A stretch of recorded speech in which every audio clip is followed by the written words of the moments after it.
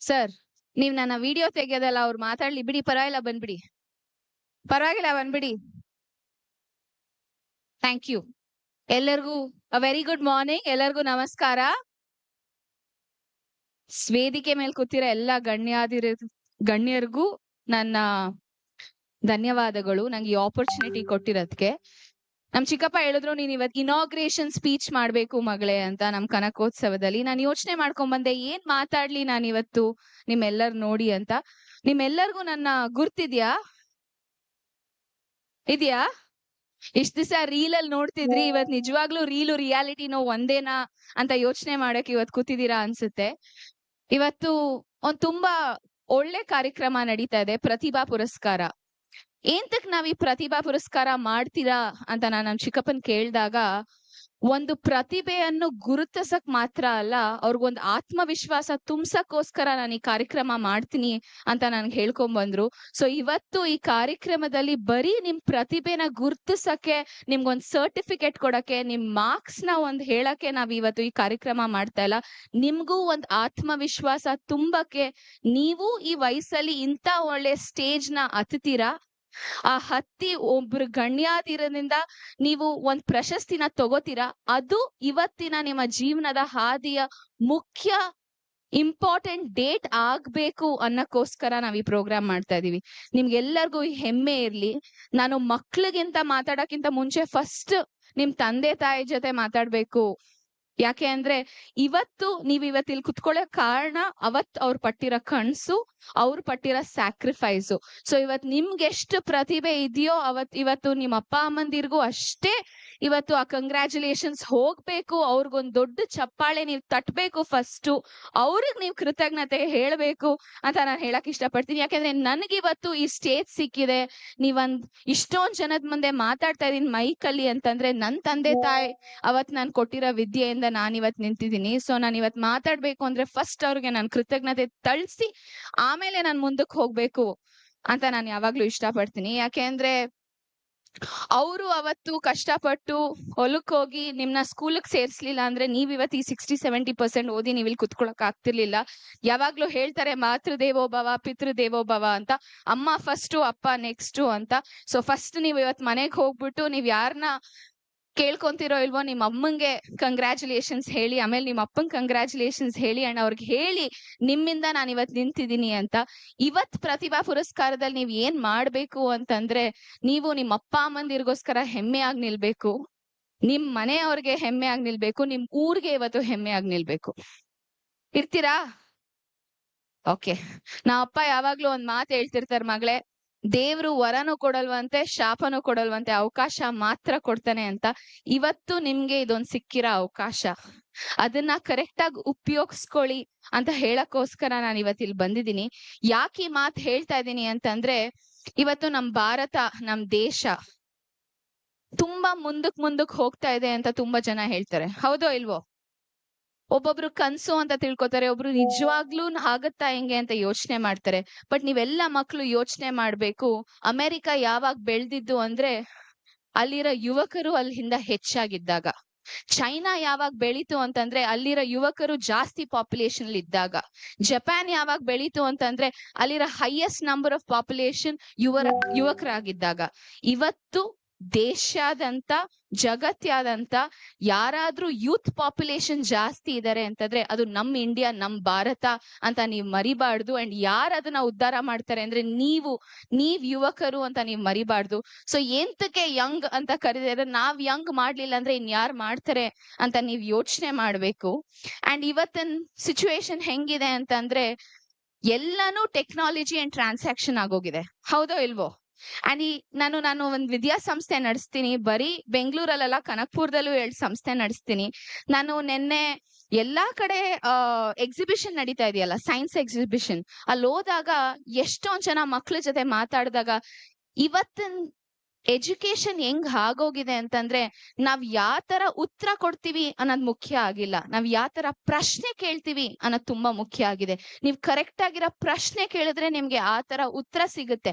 ಹೌದೋ ಇಲ್ವೋ? ಇವತ್ AI generation ಅಲ್ಲಿ ನೀವು ನಿಮಗ್ ಪ್ರಶ್ನೆ ಮಾಡ್ಕೊಳ್ಳಿಲ್ಲ ಅಂದ್ರೆ, ನೀವು ನಿಮ್ ಸೊಸೈಟಿ ಪ್ರಶ್ನೆ ಮಾಡ್ಲಿಲ್ಲ ಅಂದ್ರೆ, ನೀವು ನಿಮ್ ಶಿಕ್ಷಕರಿಗೆ ಕರೆಕ್ಟ್ ಆಗಿರೋ ಕ್ವಶನ್ ಕೇಳಿಲ್ಲ ಅಂದ್ರೆ ನಿಮ್ಗೆ ಉತ್ತರ ಸಿಗಲ್ಲ. ಸೊ ಪ್ರಶ್ನೆ ಮಾಡೋದು ಉತ್ತರ ಕೊಡೋದ್ಕಿಂತ ತುಂಬಾ ಮುಖ್ಯ ಆಗಿದೆ ಇವತ್ತು ಅಂತ ನಾನು ಹೇಳಕ್ ಇಷ್ಟಪಡ್ತೀನಿ. ಸೊ ಒಳ್ಳೆ ಪ್ರಶ್ನೆಗಳನ್ನ ಕೇಳಿ.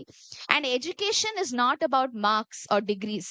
ನಾನಿವತ್ತು ಒಂದ್ ಡಿಗ್ರಿ ತಗೊಂಡೆ ಅಂತ ನಾನು ಇಲ್ಲಿ ಮುಂದೆ ನಿಂತಿಲ್ಲ, ಅವ್ರ ಒಳ್ಳೆ ಮಾರ್ಕ್ಸ್ ತಗೊಂಡಾಗಿದ್ದೀನಿ ಅಂತ ನಿಮ್ ಮುಂದೆ ನಿಂತಿಲ್ಲ. Education is about having the clarity of thought. ನಮಗೆ ಗೊತ್ತಿರೋದನ್ನ ನಾವ್ ಎಷ್ಟ್ ಚೆನ್ನಾಗಿ ಇನ್ನೊಬ್ರಿಗೆ ಹೇಳ್ಬೋದು ಸಿಂಪಲ್ ಆಗಿ ಅನ್ನೋದು ತುಂಬಾ ಮುಖ್ಯ ಆಗತ್ತೆ. That is education.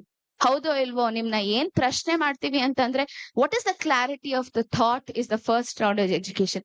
Second education ಏನು ಅಂದ್ರೆ ನಮ್ಗೊಂದ್ ಕಾನ್ಫಿಡೆನ್ಸ್ ಇರ್ಬೇಕು. Confidence to voice out our feelings. ನಾನು ಯಾವಾಗ್ಲೂ ಹೇಳ್ತಿರ್ತೀನಿ, ಆತ್ಮವಿಶ್ವಾಸ ಅವ್ರ ಕಾನ್ಫಿಡೆನ್ಸ್ ನಮಗ್ ನಾವು ಕೊಡ್ಕೊಳ್ಳೋದಲ್ಲ, ಬೇರೆಯವ್ರು ನಮಗ್ ಕೊಡೋದು ಅಂತ. ಯಾಕೆಂದ್ರೆ ಒಬ್ರು ನೀವೇನಾದ್ರೂ ಒಂದ್ ಕೆಲ್ಸ ಮಾಡಿ ನೀನ್ ಚೆನ್ನಾಗ್ ಮಾಡ್ದೆ ಅಂತ ಹೇಳಿದ್ರೆ ನಿನ್ ಕಾನ್ಫಿಡೆನ್ಸ್ ಜಾಸ್ತಿ ಆಗುತ್ತೆ. ಹೌದೋ ಇಲ್ವೋ? ನಾವಗೆ ನಮ್ ಒಂದ್ ಮಿರರ್ ಮುಂದೆ ನಿಂತ್ಕೊಂಡು ನಾವ್ ಹಿಂಗ್ ಕಾನ್ಫಿಡೆಂಟ್ ಆಗಿದೀವಿ ಅಂತ ಹೇಳೋದ್ಕಿಂತ ನಾಳೆ ದಿವಸ ಒಬ್ರು ನಮ್ನ ಬೆನ್ ತಟ್ಬಿಟ್ಟು ನೀವ್ ಇದನ್ನ ಒಳ್ಳೆ ಕೆಲ್ಸ ಮಾಡಿದೀರಾ ಅಂತಂದ್ರೆ ನಮ್ಗೆ ಆ ಕಾನ್ಫಿಡೆನ್ಸ್ ಹೆಚ್ಚಾಗೋಗುತ್ತೆ. ಸೊ ಒಂದ್ ಎಜುಕೇಟ್ ಆಗಿದೀವಿ ಅಂತಂದ್ರೆ ನಮ್ಗ್ ಗೊತ್ತಿರೋದು ಒಳ್ಳೇದಾಗಿದೆ, ನಾವ್ ಇನ್ನೊಬ್ರಿಗೆ ಹೇಳ್ಬೋದು. ಅದಕ್ಕೆ ಅದರಿಂದ ಎಜುಕೇಶನ್ ಅಂತ ಹೇಳಕ್ ಇಷ್ಟಪಡ್ತೀನಿ. ಅಂಡ್ ಕೊನೆಯದಾಗಿ ಏನ್ ಮುಖ್ಯ ಅಂದ್ರೆ ನಮಗೆ ಕರೇಜ್ ಇರ್ಬೇಕು, ಒಂದ್ ಧೈರ್ಯ ಅನ್ನೋದಿರ್ಬೇಕು. ಏನಾದ್ರೂ ಒಂದ್ ಫೇಸ್ ಮಾಡಿ ಯಾರ್ ಏನ್ ಹೇಳ್ಕೊತಾರೋ ಇಲ್ವೋ ಅಪ್ಪ, ನಾವ್ ಅದನ್ನ ಮುಂದಕ್ಕೆ ಹೇಳ್ಬೋದು ಅಂತ ಹೇಳಕ್ ಇಷ್ಟ ಇರ್ಬೋದು. ಸೊ ನೀವ್ ಎಲ್ಲ ವಿದ್ಯಾರ್ಥಿಗಳು ಇವತ್ತು ಯೋಚನೆ ಮಾಡ್ಬಾರ್ದು, ಅಯ್ಯೋ ನಾವ್ ಬೆಂಗ್ಳೂರಲ್ಲಿಲ್ಲ, ಅಯ್ಯೋ ನಾವು ಒಂದ್ ಸಿಟಿಲಿಲ್ಲ, ನಾವ್ ಕನಕ್ಪುರದಲ್ಲಿ ಇದೀವಿ ಅಂತ. ಎಲ್ಲಿದೀವೋ ಇಲ್ವೋ ನಮಗ್ ಗೊತ್ತಿರೋ ವಿಷಯನ ನಾವ್ ಕ್ಲಾರಿಟಿಯಾಗಿ ಇನ್ನೊಬ್ರಿಗೆ ಹೇಳ್ಕೊಂಡು ನಮಗ್ ನಾವು ಕಾನ್ಫಿಡೆನ್ಸ್ ಕೊಡ್ಕೊಂಡು ಅಂಡ್ ನಮಗೆ ಕರೇಜ್ ಇಡ್ಕೊಂಡು ನಾವ್ ಒಂದ್ ಚೇಂಜ್ ನ ಕ್ರಿಯೇಟ್ ಮಾಡ್ಬೇಕು ಅಂತಂದ್ರೆ ದ್ಯಾಟ್ ಇಸ್ ರಿಯಲ್ ಎಜುಕೇಶನ್. ಆ ವಿದ್ಯೆನ ಕಲ್ತ್ಕೊಳ್ಳಿ ನೀವು ಇವತ್ತು ಅಂತ ನಾನ್ ನಿಮ್ಗೆ ಹೇಳಕ್ ಇಷ್ಟಪಡ್ತೀನಿ. ಯಾಕೆಂದ್ರೆ ವಿದ್ಯೆ ಇದ್ರೇನೆ ವಿನಯ ಬೆಳೆಯೋದು, ವಿನಯ ಇದ್ರೇನೆ ಒಂದ್ ಯೋಗ್ಯತೆ ಬೆಳೆಯೋದು, ಒಂದ್ ಯೋಗ್ಯತೆ ಇದ್ರೆ ಮಾತ್ರ ನಮ್ಗೆ ಅವಕಾಶ ಸಿಗೋದು. ಸೊ ನಮಗ್ ನಾವ್ ಆ ಯೋಗ್ಯತೆನ ತರ್ಕೊ ಬರ್ಬೇಕು, ಆ ವಿನಯನ ಇಡ್ಕೋಬೇಕು. ವಿದ್ಯಾ ಅಂದ್ರೆ ಬರೀ ಒಂದ್ ವಿಷಯನ ತಿಳ್ಕೊಳ್ಳೋದಲ್ಲ, ಆ ವಿಷಯನ ನಾವ್ ತಿಳ್ಕೊಂಡು ಹೆಂಗ್ ಅದನ್ನ ಉಪಯೋಗಿಸ್ತೀವಿ ಅನ್ನೋದು ತುಂಬಾ ಮುಖ್ಯವಾಗುತ್ತೆ. ನಾವೆಲ್ಲರೂ ಕಲಿತೀವಿ ಟೊಮೆಟೊ ಇಸ್ ಅ ಫ್ರೂಟ್ ಅಂತ, ಕಲಿತೀವೋ ಇಲ್ವೋ? ಬಟ್ ಟೊಮೆಟೊನ ಫ್ರೂಟ್ ಸ್ಯಾಲಡ್ ಹಾಕಕ್ ಆಗತ್ತಾ? ಅದೇ ವಿದ್ಯೆಗೂ ವಿನಯಗೂ ಇರೋ ವ್ಯತ್ಯಾಸ. ನಮ್ಗೆ ಎಷ್ಟೊಂದ್ ಗೊತ್ತಿರ್ಬೋದು, ಬಟ್ ಅದನ್ನ ನಾವ್ ಹೆಂಗ್ ಉಪಯೋಗಿಸ್ಕೋತೀವಿ, ಅದನ್ನ ಹೆಂಗ್ ಇನೋವೇಷನ್ ಮಾಡ್ತೀವಿ ಅನ್ನೋದು ತುಂಬಾ ಮುಖ್ಯ ಆಗತ್ತೆ. ಅಂಡ್ ಇವಾಗ ಇನೋವೇಷನ್ ಬಗ್ಗೆ ಮಾತಾಡ್ದೆ ನಾನು. ಎಷ್ಟೊಂದ್ ಜನ ನೀವು ವಿದ್ಯಾರ್ಥಿಗಳು ಅನ್ಕೊಂತೀರಾ ಇನೋವೇಷನ್ ಅಂದ್ರೆ ಏನೋ ಒಂದ್ ಸಾಧಿಸ್ಬಿಡೋದು, ಒಂದ್ ಸ್ಟಾರ್ಟ್ಅಪ್ ಮಾಡ್ಬಿಡೋದು ಅಂತ. ಇನೋವೇಷನ್ ಅಂದ್ರೆ ಏನ್ ಗೊತ್ತಾ? ನಿಮಗ್ ಗೊತ್ತಿರೋದ್ನ ವಿದ್ಯೆನ ಉಪಯೋಗಿಸ್ಕೊಂಡು 4 ಜನಕ್ ನಾವ್ ಹೆಂಗ್ ಹೆಲ್ಪ್ ಮಾಡ್ತೀವಲ್ಲ, that is innovation. And non ಹೇಳಕ್ ಇಷ್ಟಪಡ್ತೀನಿ ದಟ್ ನಿಮ್ಗೆ ಆ ಆಪರ್ಚುನಿಟಿ ಜಾಸ್ತಿ ಇದೆ. ನೀವ್ ಅಕ್ಕಪಕ್ಕ ನೋಡ್ದಾಗ ನೀವೇನ್ ನೋಡ್ತೀರಾ? ನೀವ್ ನೀರಿನ ಸಮಸ್ಯೆ ನೋಡ್ತೀರಾ, ಊಟದ ಸಮಸ್ಯೆ ನೋಡ್ತೀರಾ, ರಸ್ತೆ ಸಮಸ್ಯೆ ನೋಡ್ತೀರಾ. ಹೌದೋ ಇಲ್ವೋ? ನೀವ್ ನೋಡ್ತಿರೋ ಸಮಸ್ಯೆ ದೇಶದ ಸಮಸ್ಯೆ, ಅದೇ ಸಿಟಿ ಅವ್ರು ನೋಡ್ತಿರೋ ಸಮಸ್ಯೆ ಬರೀ ಅವ್ರಿಗಾಗ ಸಮಸ್ಯೆ ಮಾತ್ರ. ಸೊ ನೀವ್ ಆ ಸಮಸ್ಯೆನ ಕರೆಕ್ಟ್ ಆಗಿ ರಿಸಾಲ್ವ್ ಮಾಡಿದ್ರೆ ನೀವ್ ದೇಶನೇ ಉದ್ಧಾರ ಮಾಡೋ ಅವಕಾಶ ನಿಮ್ಮಲ್ಲಿ ಇದೆ ಅಂತ ನೀವ್ ಮರಿಬಾರ್ದು. ನೀವ್ ಅದನ್ನ ನೆನ್ಪಲ್ಲಿ ಇಡ್ಕೊಂಡ್ಬೇಕು ವಿದ್ಯಾರ್ಥಿಗಳು ಅಂತ ಹೇಳಕ್ ಇಷ್ಟಪಡ್ತೀನಿ. ಯಾಕೆಂದ್ರೆ ನೀವ್ ನಾಳೆ ದಿವಸ ಒಂದ್ ಅಗ್ರಿಕಲ್ಚರ್ನ ಇವತ್ತು ಬೆಳೆ 10% ಬರ್ತಾ ಇದೆ, ನಾನ್ ಹೆಂಗ್ ಅದನ್ನ 90% ತಗೋಬರ್ತೀನಿ ಅಂತ ನೀವೇನಾದ್ರೂ ಒಂದ್ ಕಂಡಿಡಿದ್ರೆ ನಿಮ್ಗಿಂತ ದೊಡ್ಡ ಹೀರೋಯಿನ್ ಯಾರು ಅಲ್ಲ ಅಂತ ನೀವ್ ನೆನ್ಪಿಡ್ಕೋಬೇಕು. ನೀವ್ ಅದಕ್ಕೆ ಯೋಚನೆ ಮಾಡ್ಬೇಕು ಇವತ್ತಿಂದ ಅಂತ ನಾನ್ ಇವತ್ ನಿಮ್ಗೆ ಹೇಳ್ಬೇಕು ಅಂತಾನೆ ಬಂದಿದೀನಿ. ಮತ್ತೆ ಲೈಫ್ ಅಲ್ಲಿ ಎಲ್ಲರೂ ನನ್ನ ಕೇಳ್ತಾರೆ, ಐಶ್ವರ್ಯ ನಿಮ್ ಅಪ್ಪ ಚೆನ್ನಾಗ್ ಮಾತಾಡ್ತಾರೆ ಅಂತ ನೀನು ಚೆನ್ನಾಗ್ ಮಾತಾಡ್ತೀಯ ಅನ್ಸುತ್ತೆ, ಎಲ್ಲ ಜೆನೆಟಿಕ್ ಆಗಿರ್ಬೋದು ಅಂತ. ಜೆನೆಟಿಕ್ ಆಗಿದ್ರು ನಾನ್ ಪ್ರಯತ್ನ ಪಡ್ಕೊಂಡು ಯೋಚನೆ ಮಾಡ್ದೆ ಮೈಕ್ ಹಿಡ್ದಿರೋರ್ ತಾನೇ ನಾನ್ ಇವತ್ ನಿಮ್ ಮುಂದೆ ನಿಂತಿರೋದು. ಹಂಗೆ ಪ್ರೆಷರ್ ಇಸ್ ಪ್ರಿವಿಲೇಜ್. ನಿಮ್ಗೊಂದ್ ಪ್ರೆಷರ್ ಹಾಕ್ತಾ ಇದಾರೆ ಜನ ಅಂತಂದ್ರೆ ಅದ್ ನಿಮ್ ಪ್ರಿವಿಲೇಜ್ ಅಂತ ನೀವ್ ಯೋಚನೆ ಮಾಡ್ಬೇಕು. ಯಾಕೆಂದ್ರೆ ಪ್ರೆಷರ್ ಇಲ್ಲ ಅಂದ್ರೆ ನಾವ್ ಮುಂದಕ್ಕೆ ಎಕ್ಸ್ಟ್ರಾ ಮಾಡ್ಬೇಕು ಅಂತಾನು ನಮ್ಗೆ ಯೋಚನೆ ಬರಲ್ಲ. ಜನ ನನ್ಗೆ ಮಾತಾಡ್ತೀವಿ, ಓ ಡಿ.ಕೆ. ಶಿವಕುಮಾರ್ ಮಗಳು ಏನ್ ಮಾಡ್ತಾಳೆ ಅಂತ ದಿಸ ಅಂದಿದ್ಕೆ ನಾನು ಏನಾದ್ರೂ ಮಾಡ್ಬೋದು ಅಂತ ನನ್ ಆತ್ಮಕ್ ಬಂದ್ಬಿಟ್ಟು ಇವತ್ ನಾನ್ ನಿಮ್ ಜೊತೆ ಮುಂದೆ ಮಾತಾಡ್ತಾ ಇದ್ದೀನಿ. ಸೊ ಪ್ರೆಷರ್ ನ ತಿಳ್ಕೊಳ್ಳಿ, ಅನುಭವಿಸಿ, ಕರೆಕ್ಟ್ ಆಗಿ ಉಪಯೋಗಿಸಿ ಅಂತ ನಾನ್ ನಿಮ್ಗೆ ಹೇಳಕ್ ಇಷ್ಟ ಪಡ್ತೀನಿ. ಅಂಡ್ ಹೆಂಗ್ ಅದನ್ನ ಮಾಡ್ತೀರಾ ಅಂದ್ರೆ 3 ಸಿಂಪಲ್ ರೂಲ್. ಫಸ್ಟ್, ಏನಾದ್ರೂ ಸ್ಟಾರ್ಟ್ ಮಾಡಿದ್ರೆ ಅದನ್ನ ಮುಗಿಸ್ಬೇಕು.